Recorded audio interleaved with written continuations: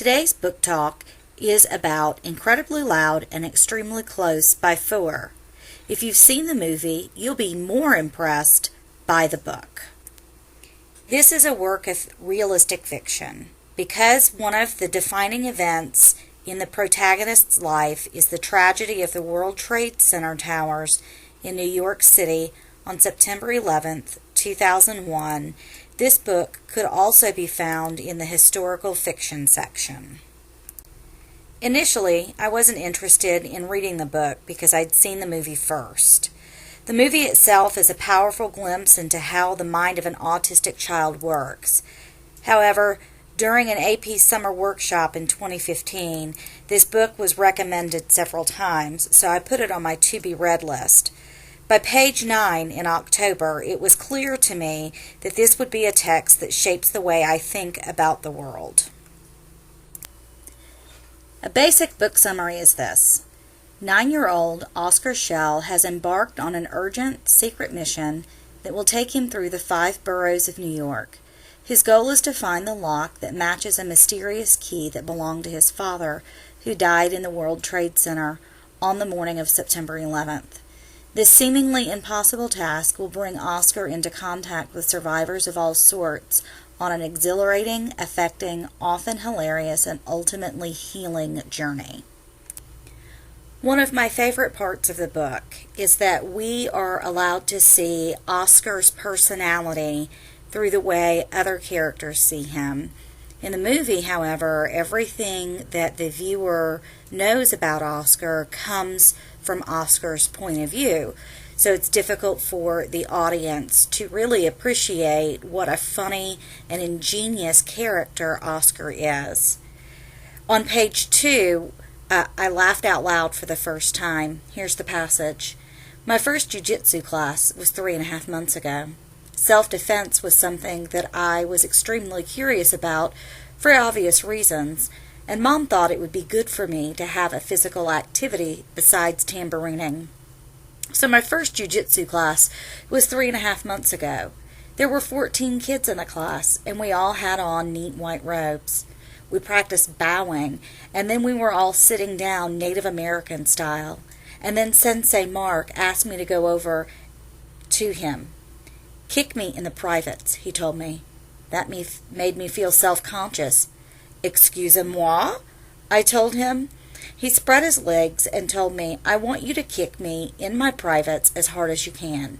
He put his hands at his sides and took a deep breath in and closed his eyes, and that's how I knew that he actually meant business.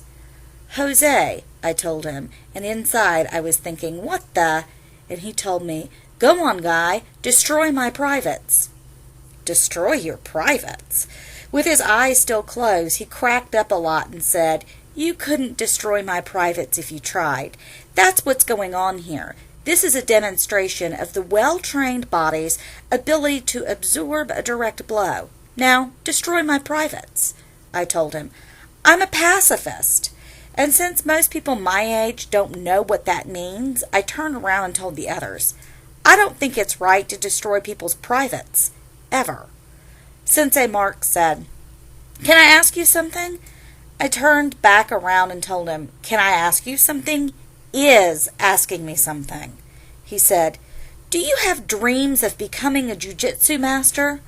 No, I told him, even though I don't have dreams of running the family jewelry business anymore. He said, do you want to know how a jiu-jitsu student becomes a jiu-jitsu master? I want to know everything, I told him, but that isn't true anymore either. He told me, a jiu-jitsu student becomes a jiu-jitsu master by destroying his master's privates. I told him, that's fascinating. And my last jiu-jitsu class was 3.5 months ago. One interesting choice the author Jonathan Safran Foer makes is including features the typical novel doesn't have. In this section of the book, the reader is given a letter that Oscar's grandfather wrote to Oscar's father. Oscar's father didn't know his own father, so these letters are an important puzzle to Oscar. On his journey to find the lock that matches the key he found in his father's closet, Oscar follows a clue that leads into an art supply store. While he is in the store, he finds his father's name, Thomas Schell, on a pad of paper near a pen display.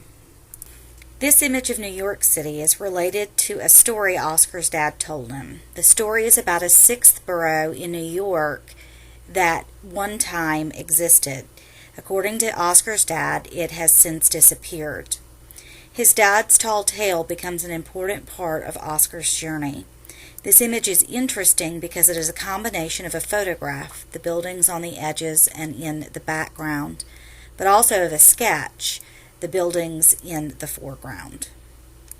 Ultimately, Oscar finds the lock that matches the key, but by that time the reader realizes this isn't the most important part of Oscar's journey. He also learns to let go of his fears and his secrets as he grows into new relationships with his mother, his grandmother, and his grandfather.